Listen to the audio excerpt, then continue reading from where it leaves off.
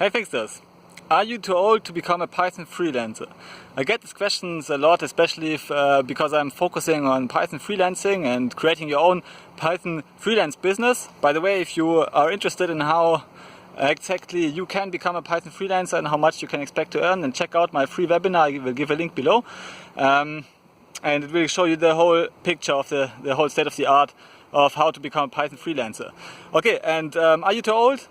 Actually not. I mean, I don't know how old you are. Maybe you are 60, 70 years old and then you may become a bit old. But actually, even in this case, I wouldn't argue that you are too old.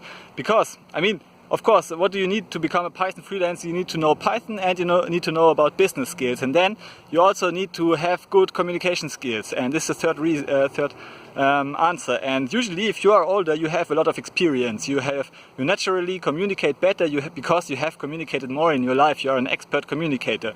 And I would say, and not only I am saying this, but many professional freelancers, you can look it up at Quora and so on. I will give links below. Argue that the most important skill as a freelancer online is communication skills. It's much more important than technical skills. And even there are so for example, I have hired freelancers just to fill out surveys, to shoot me up some videos about their own experiences, to fill out some surveys, for example. So there are always these jobs which require only good communication skills. And then of course you can increase the level of technical expertise needed. But I mean, you can already build a very successful business just around the communication skills part with a little bit of technical expertise which you can learn on the go.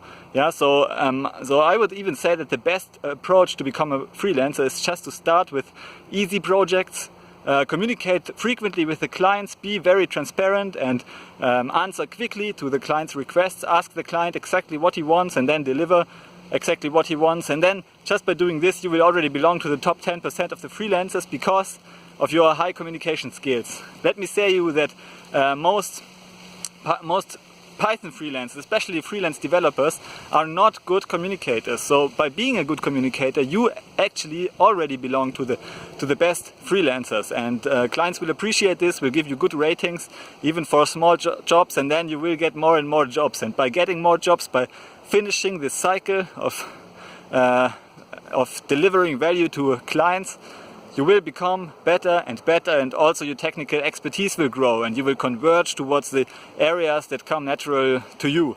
So are you too old to become a Python freelancer? Not at all. So I've seen successful freelancers who started their freelancing career, I think 55 years old, and they are doing it for 10 years now and are very successful, and they are doing it just for fun because they like it. I've even seen professors who are basically good communicators. They have skills, of course, but they start being a freelancer in the age of 70.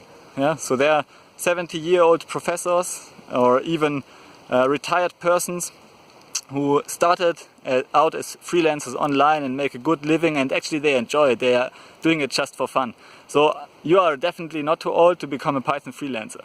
And if you are interested in like the earning potential, the fun projects you can finish, and how everything plays together in the Python freelancing space, then have a look at my webinar. See you in the next video. Bye.